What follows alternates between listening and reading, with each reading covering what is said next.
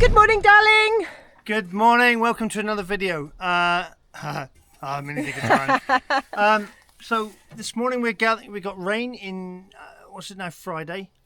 We've got rain on Sunday forecast, and not too good for the rest of the week, really. Well, it's sort of on and off. It's every other day. So we've got firewood scattered around the property. So I'm using the mini digger to drag some of one of the trees I felled. All the tops has all dried out now through the summer, so I'm going to drag it down into a big heap where Ange can chop bits off it, and I'll make it a bit cleaner there because the pigs will be going in here next week. Ham and Jules will be going in here next week. So because they're in a paddock with the olives in, and we got olives the week after, or a couple of weeks time. So yep, we're going to be doing that. So let's crack on.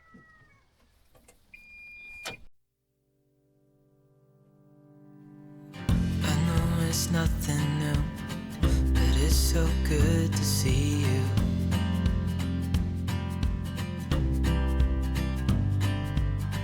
We do this every day, and I'm still so amazed by you. So hold me tight through the night.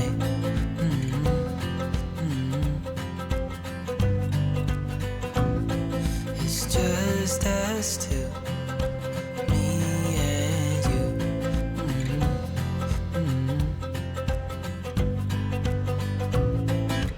Oh, I can't believe you love me. Oh, I just feel so lucky. Oh, still can't believe you love me.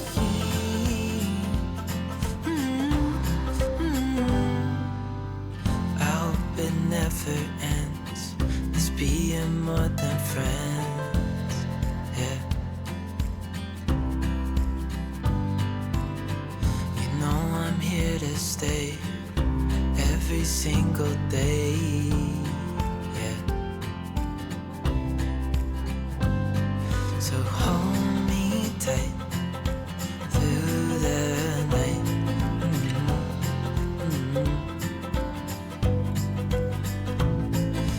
Just us two, me and you.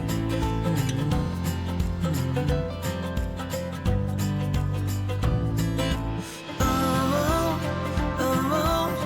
I can't believe you love me. Oh, I just feel so lucky. Oh, still can't believe you love me.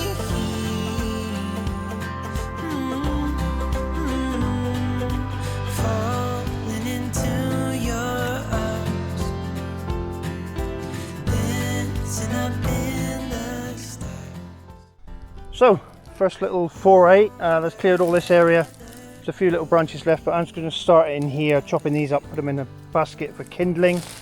There's pine cones in amongst it, all that stuff. And the best bit about it, I found lots of new rocks. So we're going wall building crazy. Some of these got that one's got a really good face on it. This one could be shaped up. It's all pretty good stuff. So oh, praying mantis. Where? And run away wildlife. Rescue that one. And some perfect wild dogs. What is it, Queen? What is it? You're wagging your tail. So Angie's busy collecting pine needles for kindling. This for kindling and firelighters out of this pile. Yeah. I've cleaned up all the broom along here a bit, give the pigs a bit more room to shuffle around in. And I'm just about to take the digger back and bring the tractor here to collect all the wood. Okay, so today finds us at our friends Tony and Nikki's, and we're here to give some advice about paving and stuff and options of how to do paving and stuff. Tony has built this lovely outdoor kitchen area, but he's worried about the amount of work to make this floor usable and what surfaces to use. So what he said was he wants me to come in and do a whole fancy pebble mosaic in the middle with no, he doesn't. He wants just a basic, whether we do a concrete floor and tile it, which I'm saying is a lot of work, or we just, instead of doing the concrete, we do a sand and cement mix and then lay paving slabs in the top of that, and then that's the finished product. So what we're going to do is measure things up and see what sort of area, and then do the various pricing exercises per square meter on what everything's going to cost. So let's do a measure up. So yeah, just before we do any measuring, I just wanted to show you this will be an outdoor kitchen for parties this summer and this Christmas, I do believe.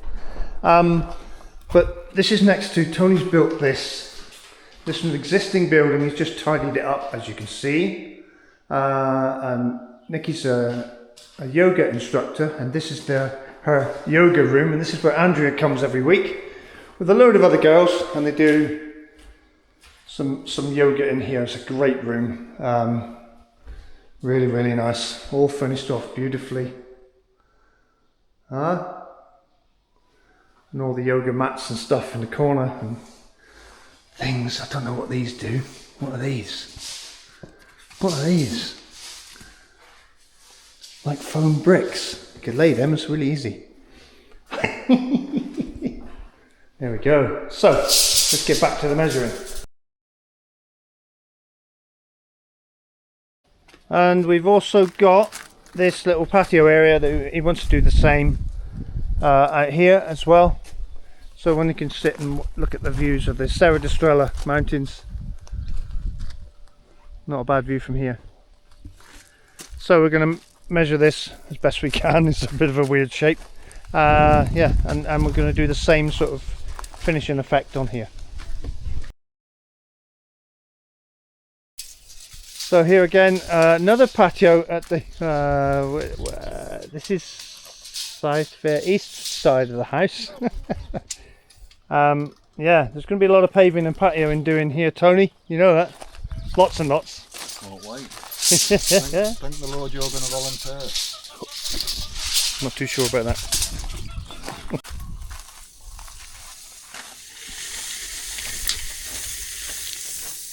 We're going all that way, come back a bit. Yeah, right there. Let's say 4 meters. Bye. Yeah, call it 3.2. That gives us a bit of spare. So we had a little bit of rain last night, which is nice because obviously all the plants really appreciate it. And it's filled up our pond nicely. The only downside, it looks like our poor lime here, the weight of the fruit, oh actually that is really heavy. We've got a split branch, and there is also this one here is split as well, so I'm going to have to cut here, which is really going to make our lime look a bit weird. See, that's right on there. I don't think I can save this little branch. But there's a little branch under there, so I'll cut here. And yeah, there's lots of limes then that I need to rescue. So yeah, one downside of having some rain, I think just the weight of it. Look, we've got some lime flowers coming. I mean, this one does ever so well, apart from obviously it's done too well, and yeah, poor little try. The only advantage is now that clears the back a little bit more. We really do need to get this wall painted, so that might be something we can do in the future. The lemon verbena, after its serious haircut, is still looking pretty good, and my lychee is all still standing as well, which is really good. And again, nasturtiums, I just cannot believe that we've got nasturtiums flowering nearly the end of October.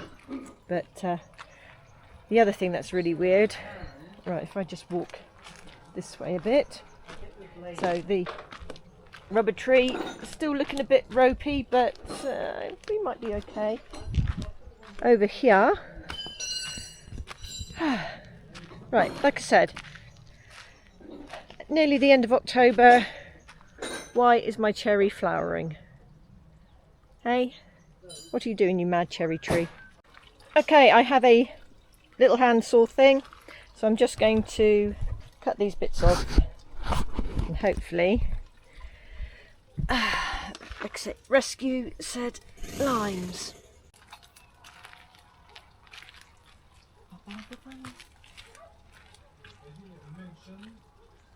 Right, we've got one there, so...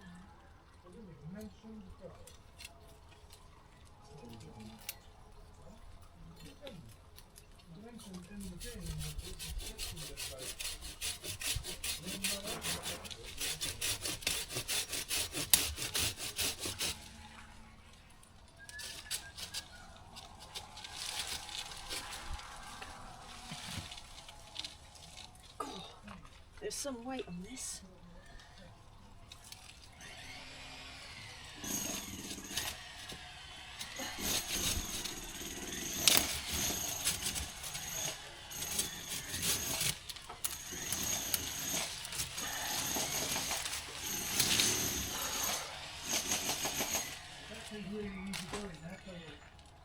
Right. So, as you can see, I've cut it here because there is a little branch underneath there. Oh, blimey. This has a lot of, and this one's caught up in all the horehound.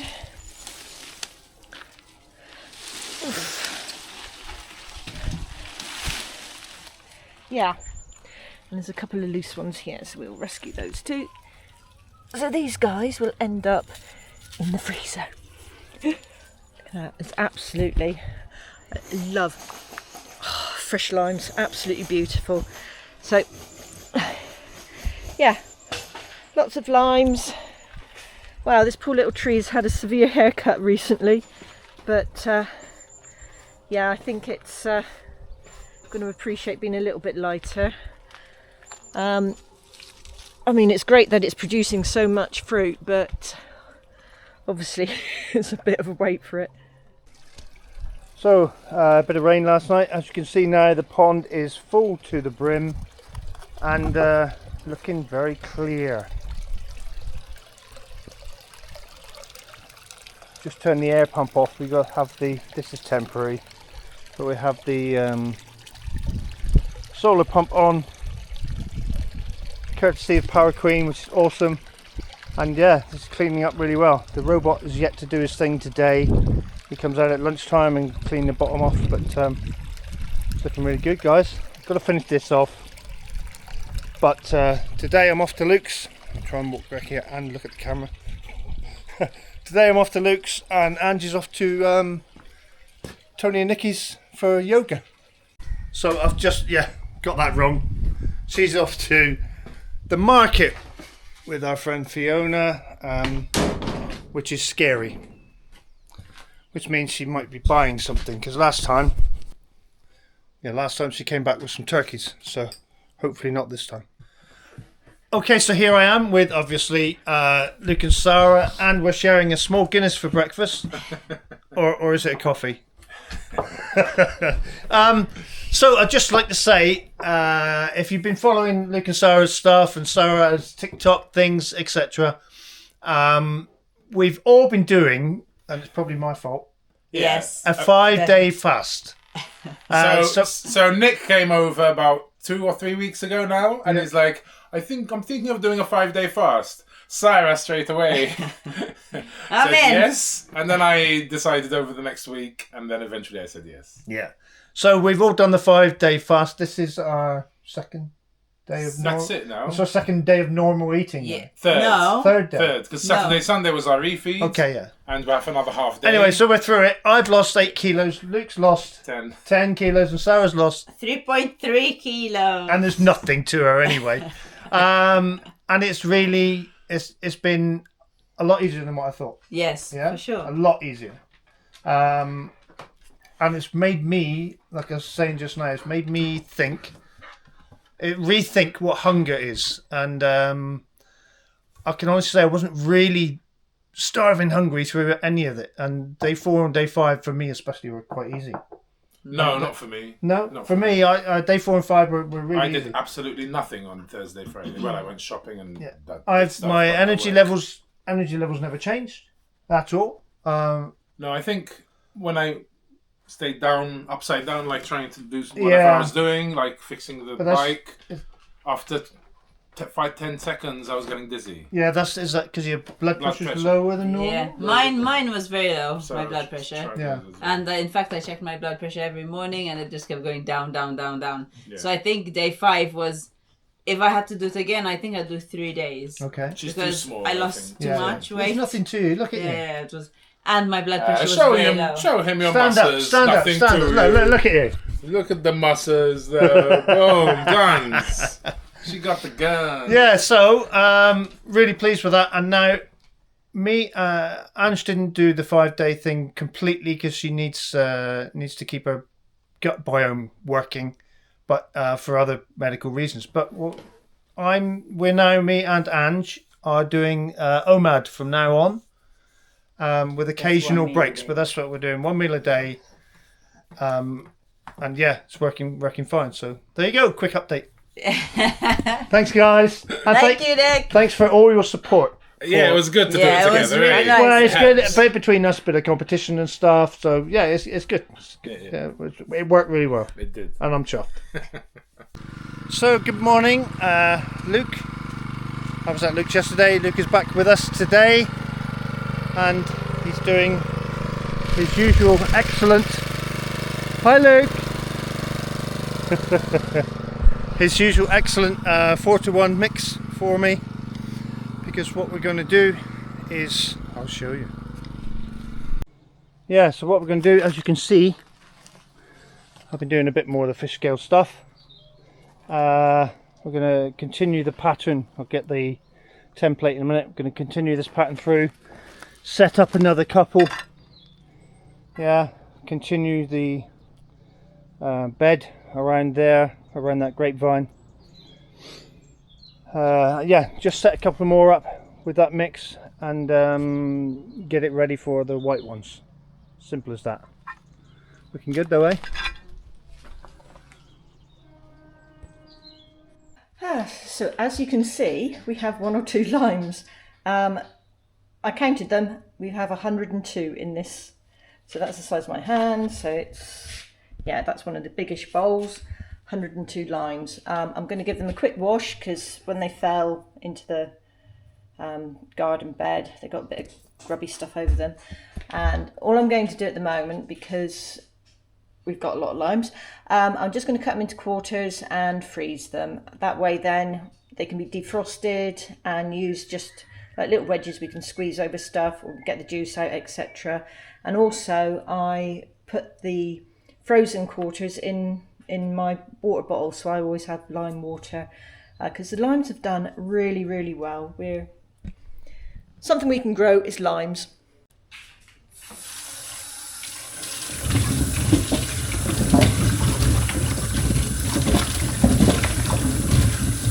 So as you can see, I'm just getting the limes quickly rinsed off.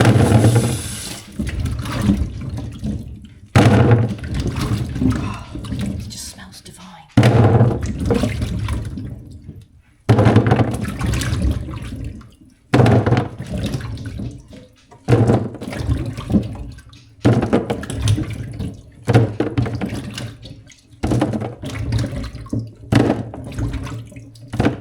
All I can say is I can see why the branch broke. I mean, there's some really good sized limes here, so I'm really pleased how our little trees are doing.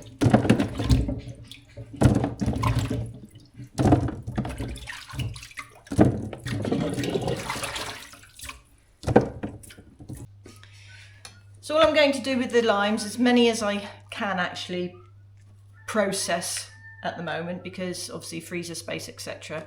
So all I'm going to do is quarter them, put them on the tray, they'll go in the freezer and then into bags and be frozen. But first thing I will do is find one that's nice and, looks really nice and sort of greeny. Actually, we could have a little one. So this one here will do. First thing I'm going to do, I have a glass of water. And I drink this every day, and I normally use the frozen ones because we still have a few. And I'm just going to put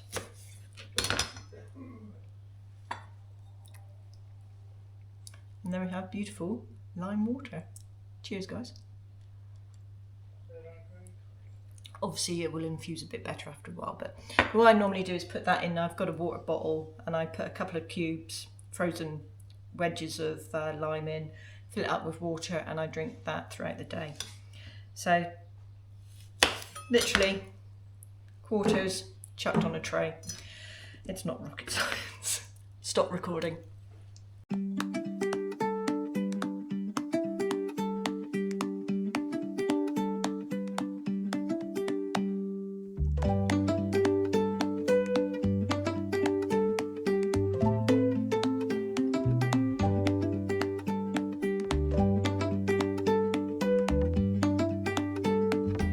Why are you recording? Stop recording. Right, so I've done a few of the limes. These are there's 3 trays here because I only have 3 of these bacon trays and 3 of these like silicone sheets that I put them on, so it makes it easier for them to come off when they're frozen. And I still have probably about, I don't know, 40 odd left. Yeah, we're doing all right for limes. So apart from lime pickle, key lime pie, that sort of thing, any good lime recipes, ones that definitely use a lot of limes, let us know in the comments, please, because I think we're going to have an absolute cracking year for limes. We've got another little tree out by the moon gate. That one's got some small lights, a different variety, so it's a bit later in the season. But yeah, I think we're going to be an overload of limes. So yeah, let us know. And Luke has also dug all these out for me from under here and all around, just starting to tidy things up. So I'll be putting a couple of mixes in here as well. I'll show you this. This is a lot easier than doing the calcada. Obviously you can see I've done a bit before, so it was in previous videos, but I'll show you quickly how we're doing that as well. And we'll bang a bit of that down. I want, because I'm basically, now we've got this all out, it's blocking access to the steps, which is a bit silly really. So I'm going to have to fill this in so tomorrow we can walk back up the steps easier anyway. So Luke is bringing more stone. Not in here. Right, that, just leave the barrow there, mate, that'd be cool. So as you can see, I'm using the profile, setting up my wings of the fish scales. I'm getting all sorts of creatures in this. I've just set that one up, and yeah, we're working our way through here now where it goes wider here. The pattern will repeat the same, so all good. I'll just stop what I'm doing a sec to show you what I've got Luke doing around the back. I've got him doing it because his hands have had less of this stuff than mine.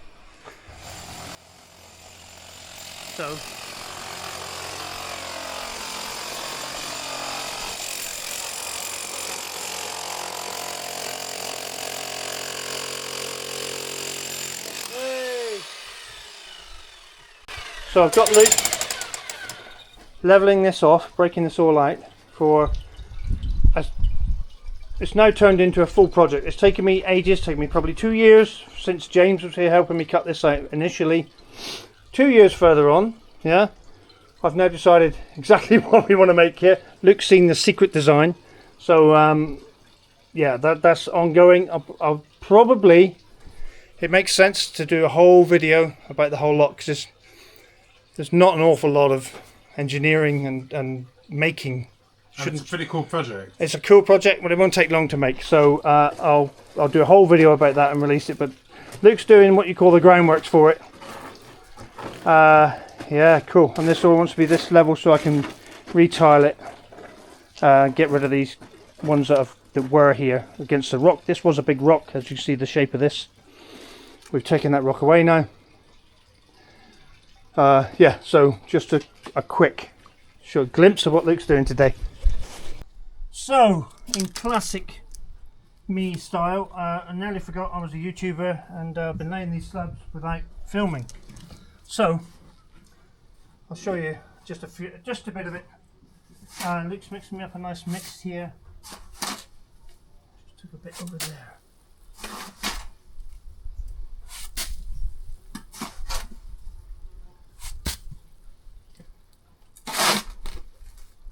So I'm just going to show you how I'm getting them straight level, or not necessarily level, to a level. So what I'm using to just tap these down to level is a rubber mallet, as opposed to this, so I'm using to break them if I need to, but you can tell the difference if I try and knock this down. I'll just demo one. So here I'll put, doesn't matter which one, but that's ugly. So I'll put that there. I could bang that down with a rubber mallet and keep going basically, yeah, because it sort of spreads the impact. So we did the same thing again with this. Oh. Yeah, so you get the idea. Rubber mallet's much better for this type of job. So I'm just finding, I'm not measuring or doing anything, I'm just finding random bits that fit and tap them in, checking them for level. I'll take a bit like that and say, needs to be a bit wider, and go get a wider bit. Oh, it's beautiful.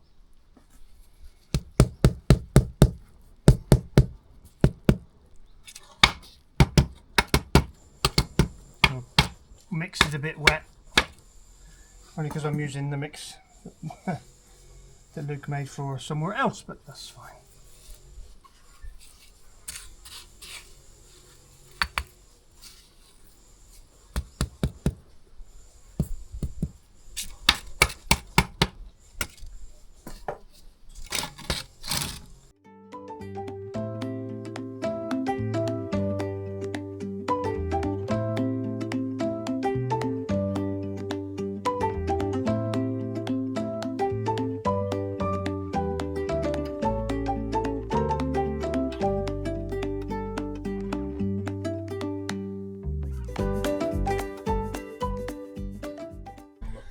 Okay, so that's I've made a start here. Luke's on his way home. I'm just going to finish this off.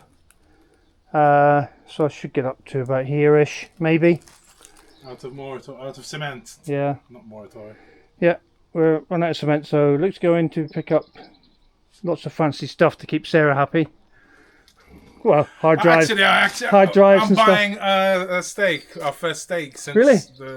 the fast. Oh right, cool. Because Cool. we had our anniversary during the fast. Yeah. So we had was rock salt, like. Oh, our lovely anniversary. piece of So salt. now we're buying a nice steak. you Oh, know. cool. That's lovely. Cool. All right. So there we go. Sunday. Thanks for your help, Luke. Bye everyone. Till logo. Até logo. Ciao, ciao. Até a próxima. Tschüss, Daphne. Worked out, I've just counted how many limes I have left. So here they are. There's 43 left. So each tray I only did about 20 limes per tray. So that's something now I can remember for future preserving or freezing of the limes. So yeah, quite a few. Now last week I made some sauerkraut. Now this is my red cabbage, red onion with mustard seeds and chili flakes and garlic. So this has been on here for was it nearly a week? About 5 days now, so it's getting to the stage it's nearly ready. But Nick has asked if I would just do a very, very basic sauerkraut using white cabbage and a brown onion, white onion, just as a very simple sauerkraut, so no additional flavourings or anything. So that's what I should be doing. So that's 326, and I'm going to actually write that down here. Once I've got these guys all chopped up and put into the bowl, I can then take off that 326 from the total. Take the bottom bit off first.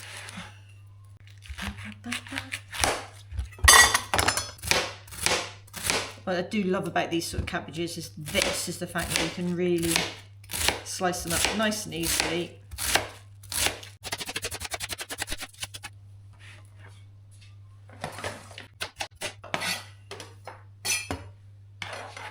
So that's what we have. We'll just give it a quick mix up to separate all the little layers, because obviously the onion sort of stays together, the cabbage does as well. So just give that a quick mix. Weigh that. See, 1030. So 14 grams of salt is needed for this. I'll sprinkle that all over. So I'm going to give that a quick mix up. The juices should start to come out of that, and then we just shove it into a jar with a 2% brine solution and leave it on the counter for a week. So today I am again, as I have been for the last few weeks, back at Stephan and Karen's, and looking at the improvements they've made, and you're going to see a bit more of a finished product today. Let me show you.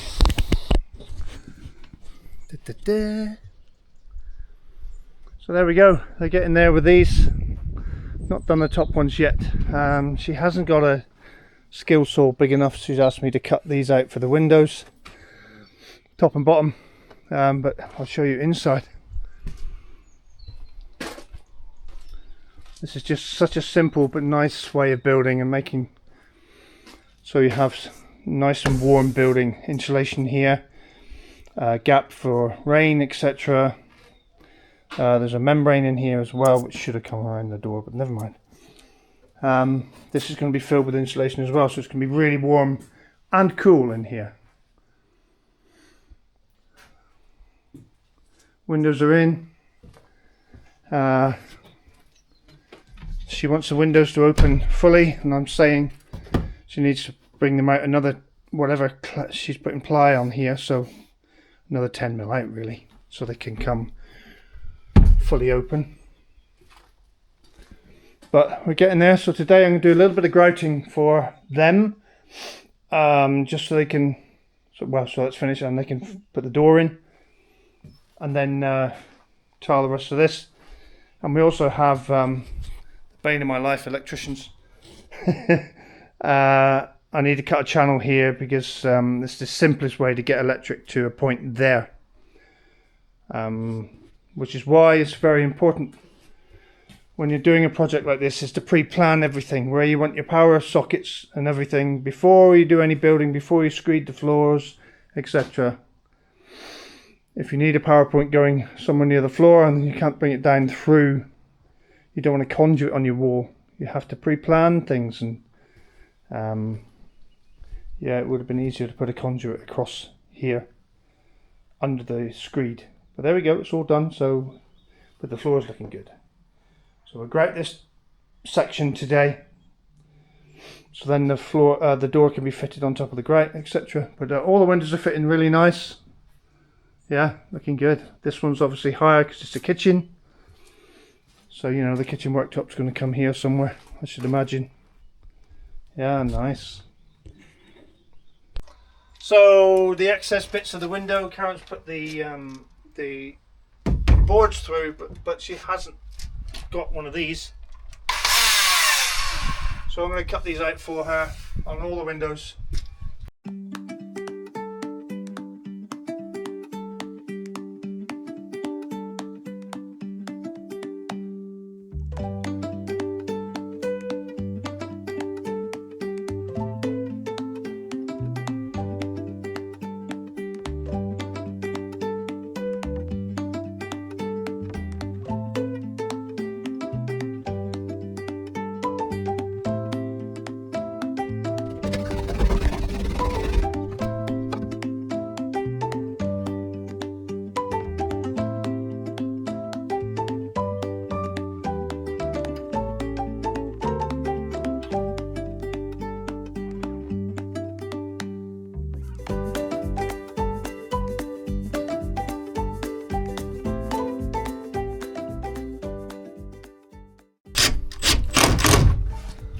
Yeah, loving that. We'll do the same on the other side. What's happened here is the timber, this whole plank, has swelled in the middle. Yeah, so the distance here was less than the distance there. So what I've done is recut these pieces, as you can see, just cutting a slither off them so the gap remains the same, but it's still straight across the top. That's the theory, anyway. So Karen was getting a bit confused with how to do this end bit, so I've sort of done it for her here. Just to give her some pointers on how to measure, where to measure to. And I've cut these last 2 bits. So I think you'll agree when it's all stained up, that's quite a nice finish for the boarding to finish right level with the roof. The roof will be finished with timber as well on the inside. There's special trims to go on the outside here, so yes, looking good. Looking good. So, grouting. I'm explaining this for Stephan and Karen because they're going to do the rest of the floor. So you want to make your mix like this consistency. I don't know what you call this. What's that like? Chocolate mousse. Chocolate, there you go, chocolate mousse, okay? Sounds good. And then you need to just take a little piece on your trowel and then push it into the joints like so. Try not to get it everywhere. Yeah, and that's basically it. Just pushing it into, and then that. Push it into the joints like so. Smooth it off. Yeah, you'll be left with a slight residue on your joints. Don't try and get it all over the tiles. Yeah, just push it. Work a little bit. Push it into like so. Yeah. Karen's always looking at me. Like so. Because when you go out the outside edges, you have to do a similar thing, but you push it down with the edge of the trowel like so. Yeah. So you're going to get a bit up your wall, which if it was just a tiled wall it would clean off easy, but as we are, it's not.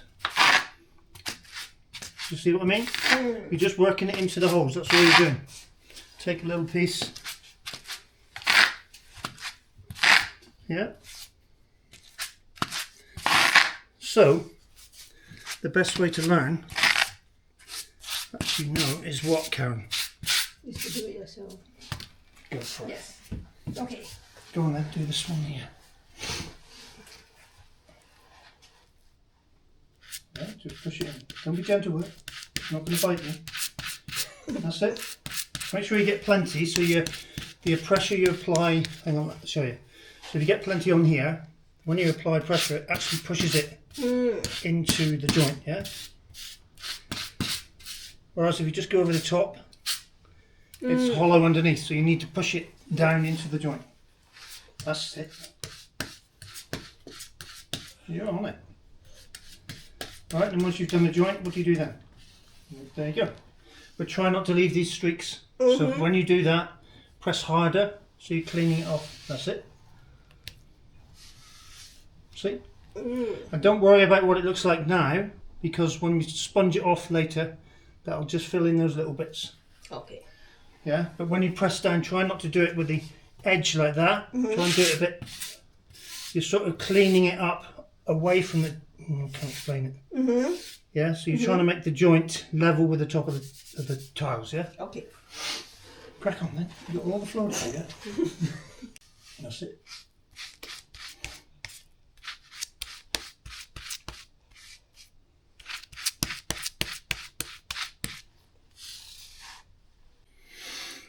Okay, so here we go. Karen has this lovely concrete sponge. It's not made of concrete, it's a sponge. So you wait till the residue, powdery residue on the side of the joints is dry. That's about the perfect time to start sponging now. And basically all you're doing, keeping the sponge flat and removing the excess residue on the top of the tiles, yeah? You'll be able to see it because it went like so, yeah, but you need a fresh bucket you need a lot of water for this to keep your sponge clean. But you're not trying to dig it out of the joints. Yeah, these tiles have quite a texture to them, so it's going to be a bit more difficult. But just circular motions like so to clean the grout off the tiles and leave it in the joints, yeah? So keep your sponge nice and flat over the top and you won't dig it out. Don't press too hard. Make sure you clean all the residue up, because then once this has been cleaned off, so you've taken most of it off now, but these are really dirty as you can see. So you need again to clean your sponge out and soak up, and use the edge, maybe you can see, yeah. soak up most of the residue without affecting. See what I mean? The sponge is flat. It's not digging the grout out.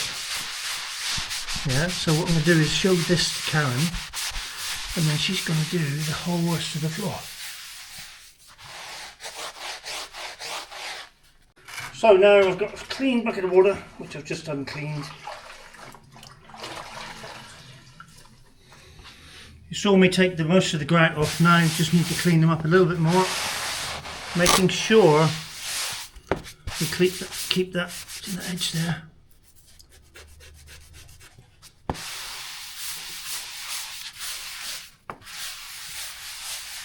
The sponge isn't quite as spongy as I would like, but let's absorb it. I mean, squeeze most of the water out of it. There, see? Mm-hmm. So that's the finish you want. See where it's a bit mucky here? Mm-hmm. Oh, I think that's a pattern as well. Yes, it is. Again, there. So nice and clean like that, yeah? Mm-hmm. What's left on here, this residue, it's still going to be a dusty residue when you finish. So let it all dry, and then when the grout's dry tomorrow, you just you can mop this, and it'll clean all this up then. Yeah? Okay. It'll just be a slight dusty layer afterwards. Okay. So again, I'll show you again. So after grouting this, I'm just laying a few more tiles here. I'll do another mix in a minute. Cutting out all the windows are cut now. Done some cladding on that side, but yes, coming along nicely. I'm going to do these horrible ones around here, so we're ready for next time to do a big area. So Karen went a bit off piece, started cleaning this again, which you can do, but what I'd suggest is wait till the morning, wait till the grout goes off, yeah, and get yourself some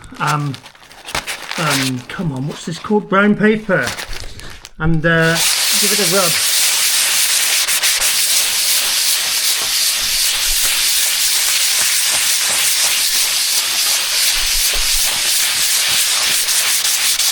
Not as effective now, but it'll get off the last of the grout residue, yeah, like here, if you see this here.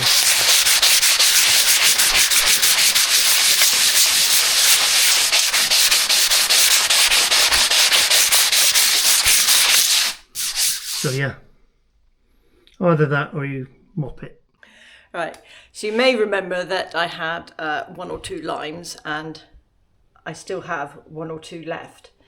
What I'm going to do, because I froze a load yesterday, and I've taken those out of the freezer, and because they were on these trays with a liner, so I've taken them out of the freezer. They're all bagged up and put back in the freezer. But what I'm going to do with these now, I'm going to peel them as thinly as I can, because I just want to get the zest. And then I'm going to put that in we have a dehydrator, so I want to dehydrate the skin, or just the zesty bit, and then make that into a powder. Because at the moment, I mean, not even I can drink enough gin to warrant the quantity of lime slices we have. So we've got so many more limes coming as well. So I just want to make use to it. And then when we have the peeled and dried, powdered, the actual flesh bit, I'm going to see if I'll juice that up, and we can use that. I'll probably put that in little ice cubes and use that later on. So yeah, that's what I'm going to do with there was 43 left over, and I've got a few more as well. So yeah, we're going to have plenty of limes this year. So this is the lime peels, lime skins, and this is my little dehydrator. So I'm just going to plug it in, she says, like so. Obviously that tray doesn't fit in here, so we've got little trays, so I shall just layer these all up a minute and then get it going.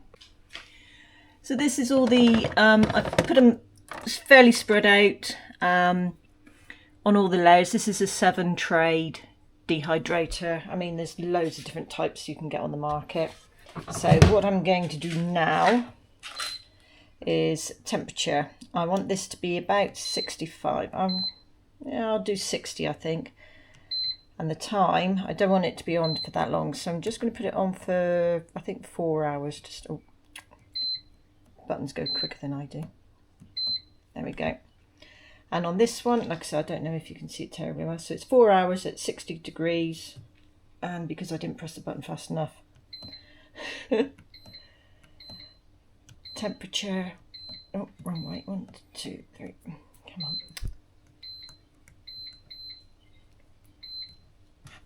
Gosh, there we go, 4 hours, and off we go. Obviously take that off because I have a ventilation bit there. And then, yeah, come back and see how it's going. Once these are fully dry, I will be grinding these into a powder. Okay, next phase, juicing these guys. So, obviously, peeled limes, a juicer, ice cube trays. And all we're going to do is get your lime, cut it in half, and squeeze.